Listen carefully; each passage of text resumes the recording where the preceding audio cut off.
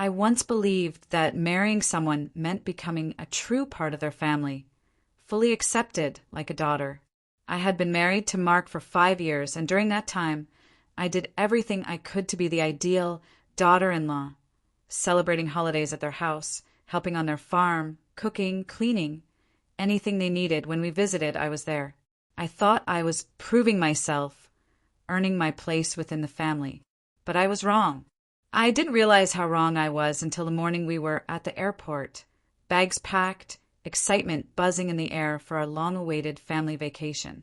Everyone was going, Mark, his parents, his 2 brothers, their wives, and kids.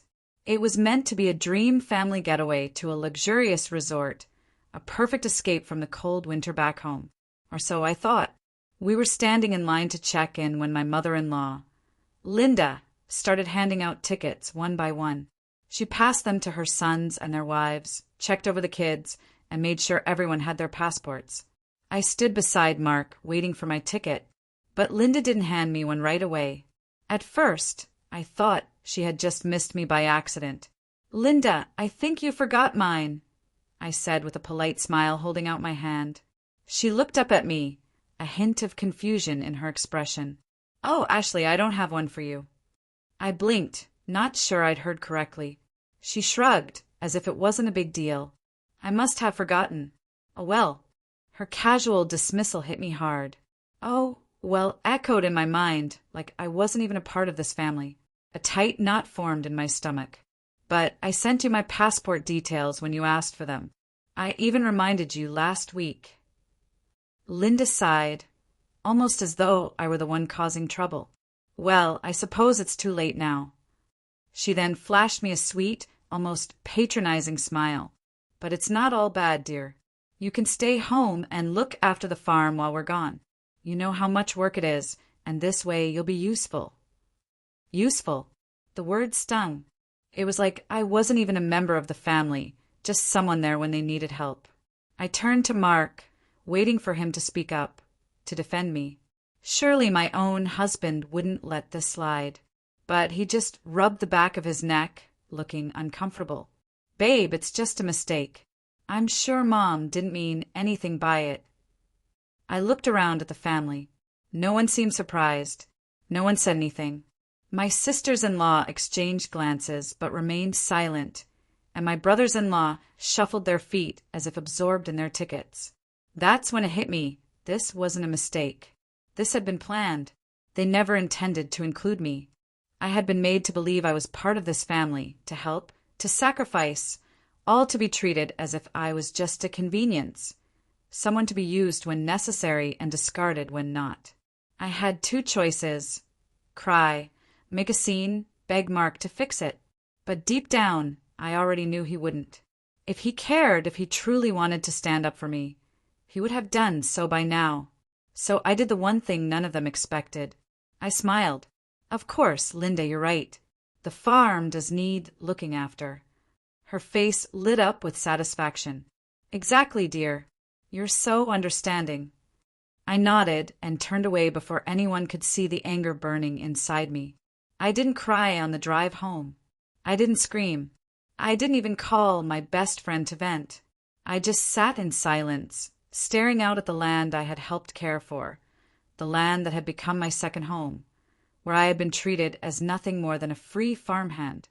The hours passed, and an idea began to form. They thought I would stay behind, a good little doormat, tending to their responsibilities while they lounged on the beach. They were in for a surprise. I went to the kitchen and sat there for what felt like hours, the silence pressing in on me. Every time I closed my eyes, I saw their faces, the way Linda had smiled like she'd done me a favor, the way Mark had said nothing. They had played me, and I had let them. I wasn't just upset about missing the vacation. This was about years of being overlooked, dismissed, treated as less than the others. And Mark, the man who had promised to love and support me, had stood by and let it happen.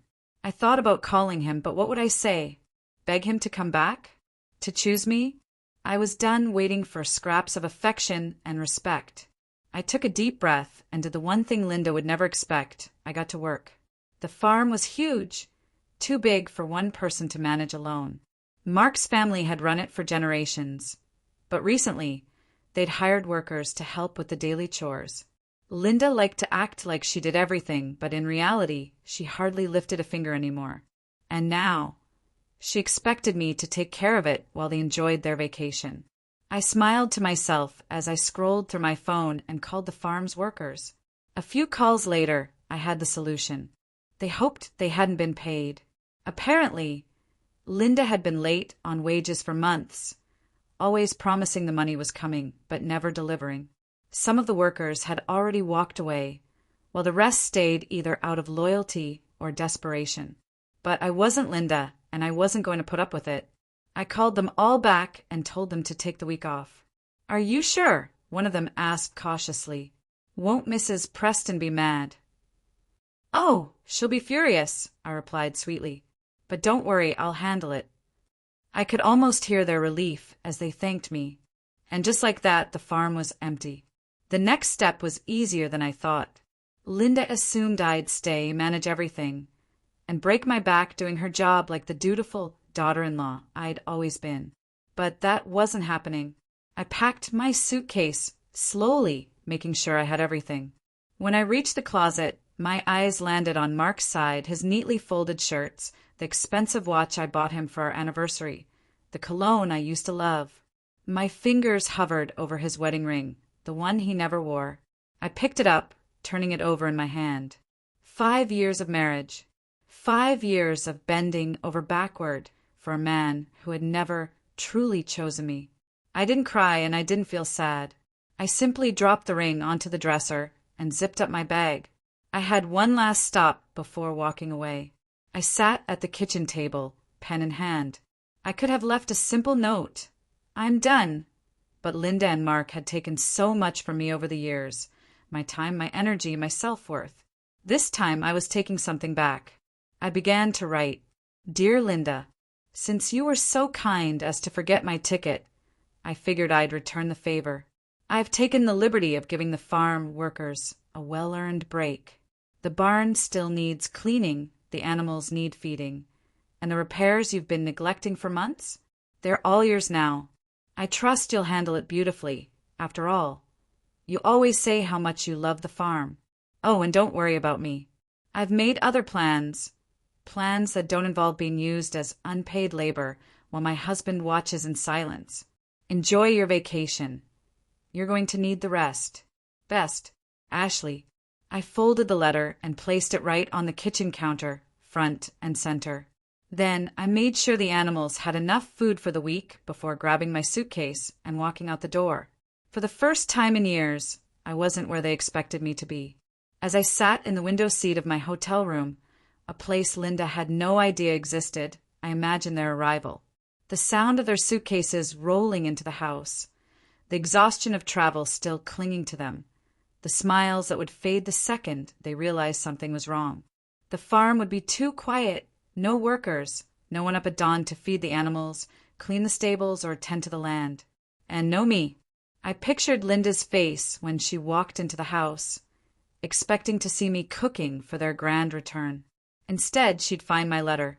The thought almost made me laugh. They had wanted me to work for free while they enjoyed a vacation on my dime. They had wanted to push me aside as though I didn't matter. Fine, I thought. Let's see how well they manage without me. I hadn't turned on my phone in days, but curiosity got the better of me. When I finally powered it up, my screen exploded with notifications, calls, texts, and voicemails. At first, the messages were exactly what I expected. "Hey babe, I just got home. Where are you?" But as I scrolled down, the confusion turned into something else entirely. "Linda, Ashley, where are you? The farm is a disaster. Nothing has been done for a week. The place is a mess. You'd better explain yourself." I smirked. Oh, I was sure it was a disaster. A week with no workers, no maintenance, no one to keep the farm from falling apart. It must have been on the verge of collapse. Ashley kept scrolling through her phone, her eyes skimming over the messages one after another. "Mark, babe, you really should have told me you weren't staying at the farm. Mom's really upset. Can you just call me back?" Oh, now he was concerned. The messages continued, each one more frantic than the last. Linda, Ashley, this is unacceptable. We trusted you. You abandoned your responsibilities. Responsibilities. Funny. Ashley didn't recall signing a contract to be their unpaid labor. Then came the message that truly caught her attention. Mark, Ashley, Mom is furious. She said if you don't come home and fix this mess, she doesn't want you in the family anymore. Just apologize so we can move on. She stared at her phone, her pulse steady, her mind unnervingly calm. Just apologize. That was what it all came down to. Not once in all these messages had Mark asked if she was okay. Not once had he considered why she left. He just wanted things to return to normal, to brush everything under the rug, to make her take the blame, to have her clean up their mess so she could fall back in line. That wasn't going to happen. Ashley took a slow breath, then typed out her response. Me, I won't be coming back, Mark. And I certainly won't be apologizing. It took less than a minute for his reply to come through. Mark, what the hell does that mean? She smiled. Oh, he'd find out soon enough. The next morning, a sharp knock at her hotel room door startled her. She already knew who it was before she even looked through the peephole. Taking her time, she slowly opened the door. There stood Mark, his face a mixture of frustration and desperation. Are you kidding me, Ashley? His voice was low, controlled, but his clenched jaw betrayed his anger. Mom is losing her mind. The farm is falling apart. You humiliated us. Ashley raised an eyebrow. I humiliated you. Mark ran a hand through his hair, exhaling sharply. Ashley, you know she didn't mean to forget your ticket. It was an accident. She folded her arms. Right. Just like it was an accident that nobody spoke up when she told me to stay behind. Just like it was an accident that I was expected to work while all of you relaxed. He sighed. Look, I know it wasn't fair, but it's just how things are in this family. Ashley let out a sharp, bitter laugh. And that, she said evenly, is exactly why I'm done. Mark's eyes widened. Done? You don't mean that. I do, she said simply. I'm leaving Mark. A flicker of panic crossed his face. Ashley, be reasonable. Mom is just upset right now. She'll get over it. We can fix this.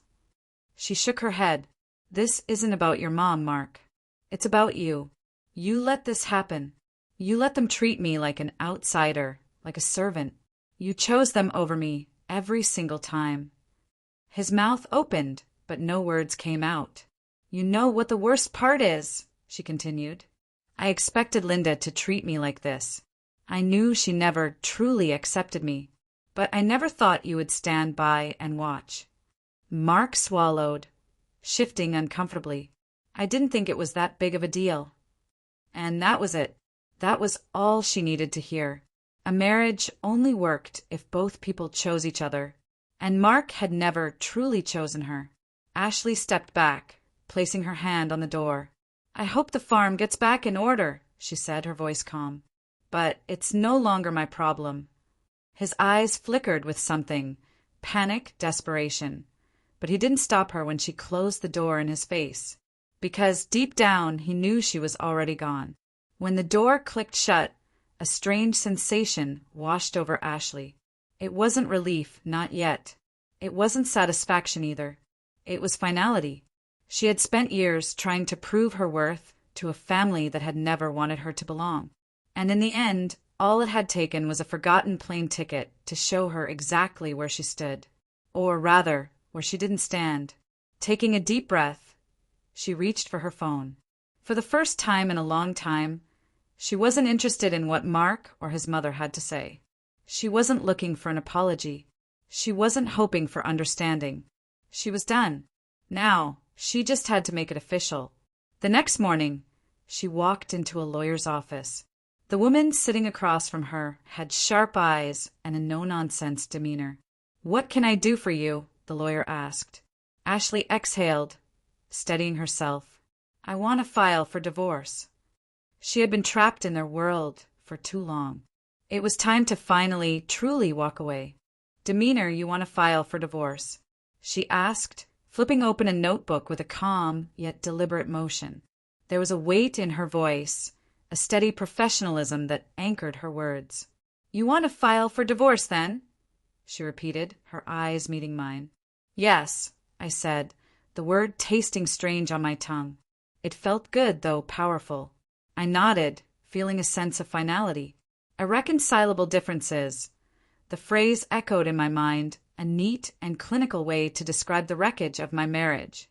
I could finally admit it. I let out a small laugh, more at the absurdity of it all than at anything funny. She tapped her pen against the desk, eyes narrowing as she shifted into business mode. "Any joint property shared accounts?" I shook my head. "No. The house belongs to his family. The farm does too. I don't want anything from them."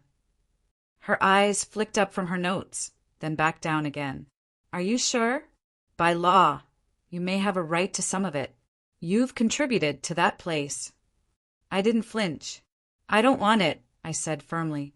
"I don't want a single thing that ties me to them." The words left my lips with more conviction than I thought I had. She studied me for a moment, as if deciding whether she believed me, then nodded. "All right, we can start the paperwork today."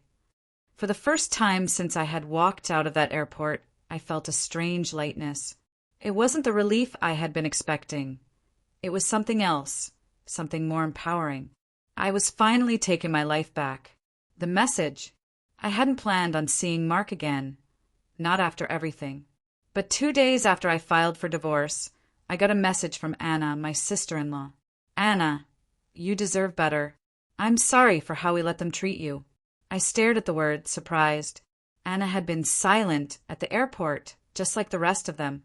She hadn't said a word when I left, her gaze colder than I had ever felt it. But now, as everything was falling apart, she had something to say. Before I could decide whether to respond, another message popped up. "Anna, Mark is a mess. He didn't think you'd actually leave. He wants to see you." I exhaled slowly. Of course, now he cared. He hadn't even thought for a second that I would go through with it. But still, against my better judgment, I agreed to meet him. Not because I wanted to fix anything, but because I needed to hear what he had to say. We met at a quiet cafe, far from his mother's suffocating presence. Mark looked awful. Dark circles under his eyes, unshaven, restless. He stirred his coffee absently, his hands twitching. "You really filed for divorce?" he asked finally, his voice thick with disbelief. I nodded, holding his gaze. "Yes." He exhaled sharply, running a hand through his messy hair. "Ashley, come on. Isn't this extreme?" I tilted my head. "You tell me, what would you have done if the situation were reversed? If my family had excluded you? If they had forgotten about you?" He shifted uncomfortably, eyes darting around the room. "That's not the same." I let out a humorless laugh. "Of course it's not. Because you would never have put up with it. You would have walked away a long time ago. But I stayed. I let it happen. And you let it happen to me." His fingers clenched around his cup, and I could see the frustration building inside him. "I didn't think it was that serious," he muttered, his voice low. I raised an eyebrow, my patience running thin. "That's the problem, Mark. It was serious. It was always serious.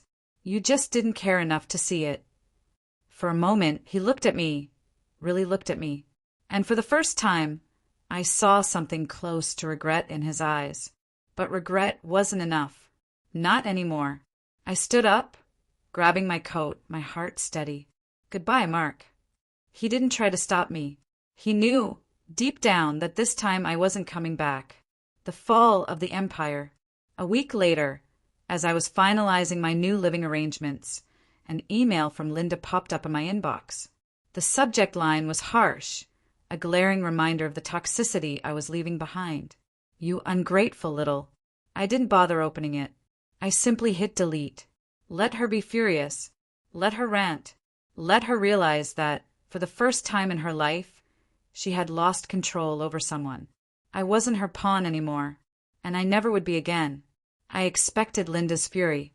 I expected her rage-filled messages, her dramatic phone calls, and her passive-aggressive Facebook posts about ungrateful women who didn't respect family. What I didn't expect, though, was the sheer level of desperation that followed. It started small, the messages from Mark's brothers. "Ashley, Mom is really struggling with the farm right now. She thought you'd at least be around to help clean up the mess you left." I had to laugh at that one. The mess I left? Linda had spent years assuming I would always be there, picking up the slack when she let things fall apart. But now that I was gone, she had to deal with the consequences, and she hated it. A few days later, I received another text, this time from Anna. "Anna, Linda is completely losing it. The farm is in chaos. The workers won't come back because she refused to pay them. Mark's brothers won't help because they have their own lives. She's trying to fix everything herself, but it's a disaster." I smirked as I read the message. Karma. For years, Linda had assumed I would be the silent workhorse of the family, silently picking up the pieces when she couldn't manage them herself. But now that I was gone, she was drowning in her own mess. The next evening, I received a call from an unknown number. I ignored it at first, but when it rang again, something told me to pick up. The air felt heavy as I pressed the phone to my ear. "Hello," I said, bracing myself for whatever would come next. Sighed, pressing the answer button. I reluctantly picked up the phone. A familiar voice came through, the one I thought I'd never hear again. It was Mark. I leaned back in my chair, already feeling a wave of exhaustion wash over me, knowing what this conversation would be. I had no desire to talk to him, but I couldn't seem to hang up either. "What do you want, Mark?" I asked, my voice flat. He hesitated, just long enough for me to feel the weight of what was coming. I need to see you. Can we meet?" I almost laughed. After everything, he still thought he had that kind of claim on me. "You don't get to ask that anymore." "Ash, please," his voice softened. The pleading tone sent a brief, unwelcome wave of guilt through me. "I know things got messy between us, but can we just talk?" I paused, my finger resting lightly on the phone. My mind flashed through everything that had happened, everything that led me to this moment, this man I once trusted. I didn't owe him a single thing. Not anymore. But for some reason, maybe because of the history we shared or because something deep inside me sensed he was on the verge of a breaking point, I agreed. "I'll meet you," I said, the words escaping before I could think through. "But this is it. Don't expect more." He agreed quickly, almost too eagerly, and we decided on a small diner on the outskirts of town. It was neutral ground, a place neither of us had any particular ties to. When I arrived, he was already there, sitting at a booth by the window. The man who once seemed so confident, so sure of himself, now looked worn out. His clothes were rumpled, his face drawn and tired. He didn't even look like the same person who had walked away from me so many months ago. He looked up as I approached, and relief flooded his face, but I didn't move any faster. "Hey," he said, his voice tinged with uncertainty. I didn't sit. I just stood there, arms crossed, watching him. "Make this quick." He sighed deeply, looking down at his hands as if searching for the right words. After a long pause, he began, "Look, I know I messed up. I crossed the line and Understatement of the year," I interrupted, not bothering to hide the bitterness in my voice. He flinched, but continued, "The farm, it's falling apart. Mom's in way over her head. She thought she could handle it all without you, but," he trailed off, shaking his head, "she can't. She needs help." I stared at him, trying to decide if he was really serious, if this was just another one of his manipulations. He swallowed hard, as if gathering his courage to say the words he knew I would hate to hear. "She needs you back, Ashley. I need you back." I blinked, sure I hadn't heard him right. "What?" "Come back," he said quietly, his voice nearly breaking. "Not as my wife, I get it, that's over, but as part of the family. The farm needs you. Mom needs you." I actually laughed out loud, the sound bitter and sharp. I shook my head in disbelief. Are you serious? After everything? After the way she treated me? After everything you let happen, you think I'd just come back? Like nothing ever happened. Mark rubbed his forehead, looking desperate now, his voice raw with frustration. Ashley, this is bigger than us. The farm. I cut him off, my words cold and final. The farm is not my responsibility. Not anymore. He looked stunned, as though he couldn't quite process what I was saying. But she's struggling, Ash. She made a mistake, but... I raised my hand, silencing him. No, Mark. She didn't make a mistake. She made a choice. She chose to exclude me. She chose to treat me like I was nothing. And now she has to live with that. I'm done. His jaw clenched, and for a moment I thought he might argue further, but the words never came. The silence between us stretched. Finally, he looked at me, his eyes a mixture of disbelief and resignation. So that's it. His voice was almost a whisper. You're just walking away? I smiled, but there was no warmth in it. I already did. I grabbed my bag and turned toward the door, my heart heavy but resolute. This time he didn't try to stop me. He finally understood I wasn't coming back. 2 days later, an email arrived from Linda. I almost didn't open it, but curiosity won out. I clicked on the subject line. I hope you're happy. And the familiar, bitter sting of her words hit me almost immediately. The email was long, far too long, but the message was clear. She blamed me. She blamed me for the workers quitting, for Mark's misery, for everything that had gone wrong. And in true Linda fashion, she even had the audacity to demand that I come back to fix the damage I had caused. I leaned back in my chair, staring at the screen. The anger inside me was sharp, but it wasn't enough to compel me to respond. Instead, I did something I should have done a long time ago. I blocked her. Just like that, the last thread connecting me to them was severed. For the first time in years, I woke up feeling free. There were no texts from Linda, no calls from Mark, no last-minute requests or desperate pleas for help. Just silence, and it was the most peaceful silence I had ever known.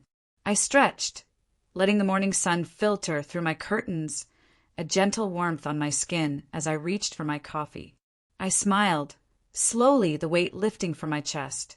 I scrolled through my emails, only to find nothing from them, not a single message. And that in itself was freedom. The silence was finally mine to keep. Mark and his family had always been a presence in my life, a constant fixture I had tried so hard to fit into. But when they were gone, blocked, removed, erased from my life, I finally felt like I could breathe again. It was as if a weight had been lifted from my shoulders, and for the first time in a long time I felt light and free. The next few weeks were unlike any I had experienced in years. For once, I wasn't bound by expectations or obligations to anyone but myself. I started focusing on me, something I hadn't done since I could remember. I found a new apartment, a little place that was cozy, private, and entirely mine. I reveled in the smallness of it. There was no pressure to make it something it wasn't, no need to impress anyone. It was just a space where I could finally feel at home with myself. I also rediscovered my love for painting. It was a passion I had abandoned when I married Mark, as my life had become consumed with his family's needs, expectations, and demands. But now, with that part of my life behind me, I picked up the brush again. The strokes came more naturally than I expected, and for the first time in years, I felt like I was reconnecting with a version of myself that had been buried for so long. In the months that followed, I reconnected with old friends, those I had drifted away from during the years I spent trying to be the perfect wife and daughter-in-law. I reached out to people I had pushed to the side, people I had distanced myself from because I was so wrapped up in fulfilling the roles that others wanted me to play. It felt good to rediscover those relationships, to remember who I was before I was ever defined by someone else's expectations. But perhaps most importantly, I started to dream again. For years, my life had revolved around other people's desires. First, it was my family who always had their plans for me. Then, when I married Mark, his family's needs became my priority. I was always trying to please them, to fit into their world. I lost sight of what I wanted. But now, with the freedom I had gained, I was finally asking myself the question I had been avoiding for so long. What did I want? And the answer was clear. I wanted to travel. Not just a week-long vacation or a weekend getaway. I wanted to see the world. I wanted to go places, experience new cultures, and make memories on my terms. I knew it was time to make that dream a reality, and nothing was going to hold me back anymore. Then, one evening as I was packing up my old things, I found a dusty box tucked away in the back of my closet. I wasn't sure what it was at first, but curiosity got the better of me and I pulled it out. As I opened the lid, memories came rushing back. Inside were old anniversary cards from Mark, a wedding photo, little trinkets that had once held deep sentimental value. For a moment, I just stared at them, overwhelmed by the sheer weight of the memories they represented. But there was no longing, no nostalgia, just a quiet, peaceful clarity. Without hesitation, I picked up the box and dumped its contents into the trash. The cards, the photo, the little mementos, they meant nothing to me anymore. I didn't feel a single pang of regret. I wasn't that woman anymore, the one who clung to the past, hoping for a love that would never come, wishing for a place in a family that never truly saw me. I wasn't waiting for someone to choose me or begging for a place where I wasn't wanted. I had stopped sacrificing my happiness for people who only saw me as a tool to serve their own needs. I was done. Just days before I was set to leave for my trip, my phone buzzed with an unexpected message. It was from Anna, Mark's sister. I hesitated, my thumb hovering over the screen. Should I ignore it? Should I just delete it and move on? But something inside me told me to read it. So I did. The message was simple. I just wanted to say that I admire what you did. I should have spoken up at the airport, but I didn't. I regret it. My mind raced for a moment. I had never expected Anna to reach out, let alone admit that she regretted staying silent. But then another message popped up before I could respond. For what it's worth, you were right. Mom never saw you as family.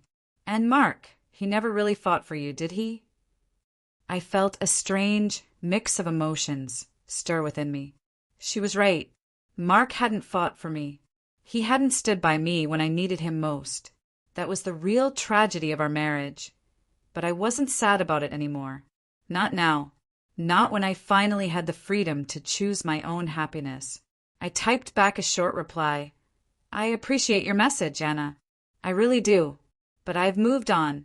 I hope one day you do too. I didn't wait for a response. I knew, deep down, that whatever she said next didn't matter. I had already made peace with my decision. The day I left for my trip, there was no grand farewell, no tearful goodbyes. It was just me, my suitcase, and the open road ahead of me.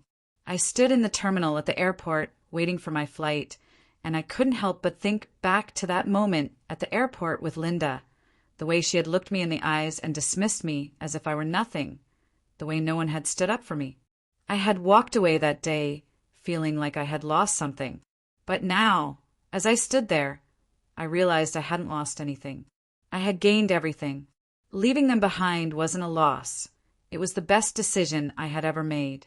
I had let go of the past, of their expectations, of their judgments, and now I was free.